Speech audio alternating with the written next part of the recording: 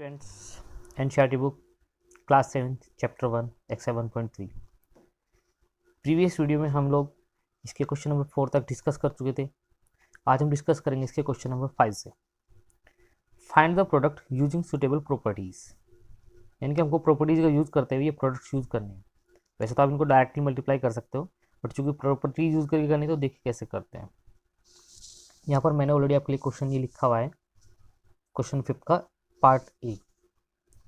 तो यहाँ पे दिया गया, देखो आप लेंगे 26 इंटू -48 प्लस -48 इंटू 36। यहाँ पर 48 की मल्टीप्लाई 26 के साथ भी की गई है और 36 के भी। तो यहाँ पर 48 के हम दो बार मल्टीप्लाई करने के बजाय यदि हम माइनस यूजिंग डिस्ट्रीब्यूटिव प्रॉपर्टी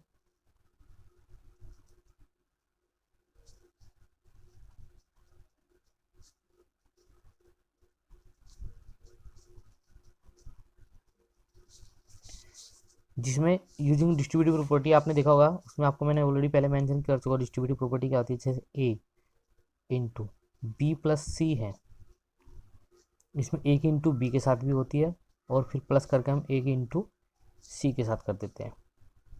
तो अब हमारे पास फिलहाल ये फॉर्म है। अगर हम इसको इस फॉर्म में बना लेते हैं तो हमारे साथ कैलकुलेशन ईजी हो जाएगी। तो डिस्ट्रीब्यूटिव प्रॉपर्टी करके आपने क्या किया, -48, देखो दोनों जगह इसको बाहर कॉमन ले लीजिए, अंदर बचेंगे। अब आपके पास यहाँ से देखो 48 कॉमन जा चुका है, तो यहाँ बचेगा आपका 26 प्लस यहाँ बचेगा माइनस के 36 -48 इंटू 26 और -36, ये पॉजिटिव है नेगेटिव है, तो इनका जब आप तो सम निकालेंगे तो -36 है, क्योंकि इसके साथ ऐड तो हो नहीं पाएंगे।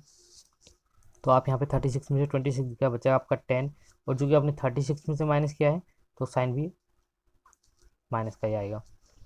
अब आपको कल पहले ही बताया जा चुका है प्रीवियस वीडियो में, मल्टीप्लाई जब हम सेम साइन की मल्टीप्लाई करते हैं तो वो पॉजिटिव आती है। -48 इंटू 10 इक्वल टू 480, और जो कि दोनों माइनस माइनस सेम साइन है तो पॉजिटिव आएगी। ये हो गया इसका सॉल्यूशन। तो यहाँ पर हमने यूज किया डिस्ट्रीब्यूटिव प्रॉपर्टी का। अब इसी क्वेश्चन का एक पार्ट ये इस तरीके से है, इसकी मल्टीप्लाई। अब आपको यदि 17 का टेबल आता है तो आप डायरेक्ट भी कर लेंगे, 29 का आता है तो भी कर लेंगे। लेकिन अगर हमको टेबल नहीं आता, इससे छोटे टेबल आते हैं, तो हम क्या करते हैं, इनमें से किसी एक को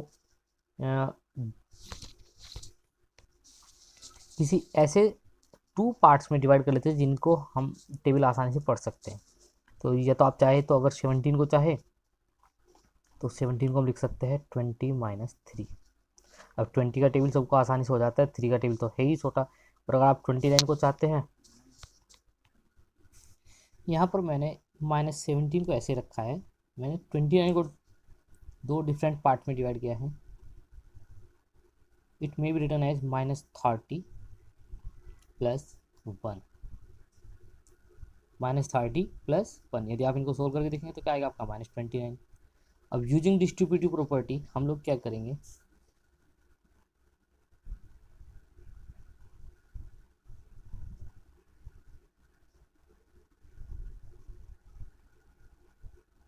प्रॉपर्टी। अब हम एक बार तो 17 की इंटू करेंगे -30 के साथ, ठीक, प्लस एक बार -17 की मल्टीप्लाई करेंगे हम 1 के साथ। तो कीजिए 17 इंटू 30, बड़ी आसान होती है। जैसे देखो 30 के पीछे 0 1 0 यहाँ पहले रख दीजिए। अब बचे यहाँ पे 3, तो 3 की जब 17 3 जा, आप सभी को पता है, इतना तो टेबल आपको आता ही है। और ये माइनस और माइनस दोनों सेम साइन है, तो आंसर हमारा क्या आएगा, पॉजिटिव। अब 17 बन जा, क्योंकि 1 तो आइडेंटिटी प्रॉपर्टी है तो चेंज ही नहीं होगी, -17 ही आ जाएगा यहाँ पे। अब आपको 510 में से 17 कम कर देना, तो ये आ जाएगा आपका 4 माइनस के 493।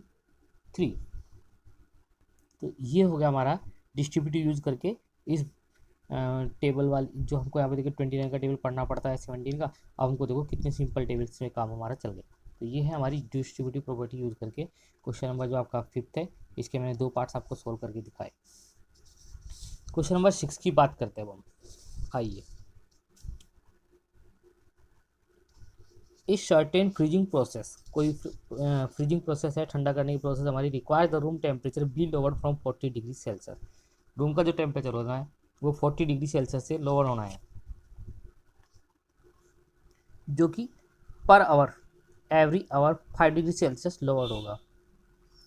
What will be the temperature of room, temperature of room कितना होगा आफ्टर 10 आवर्स, ये हमको बताना है। तो स्टूडेंट जैसे कि देखा हमने टेम्परेचर लोअर इन 1 आवर में कितना टेम्परेचर डाउन जा रहा है हमारा 5 डिग्री सेल्सियस।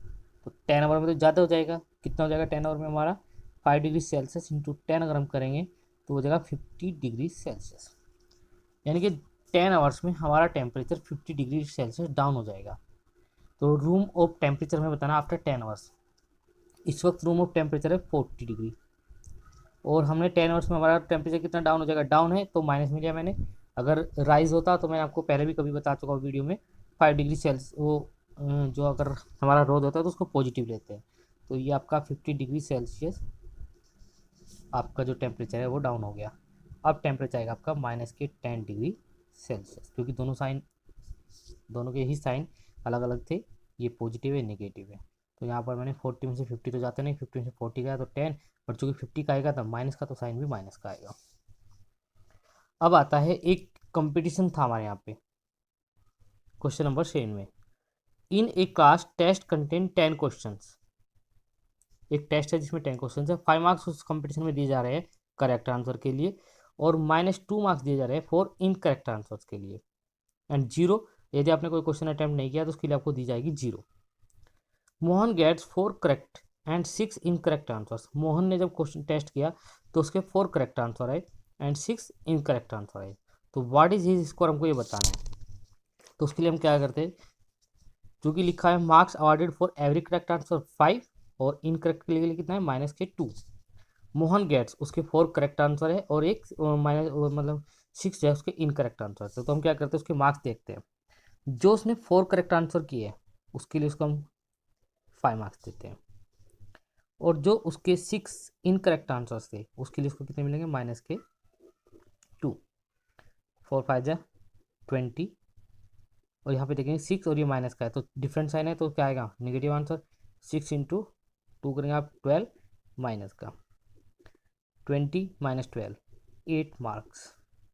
तो उसने 6 इनकरेक्ट आंसर देने की वजह से 12 मार्क्स डिटेक्ट करा लिए, तो 20 -12 उसके 8 मार्क्स बचे।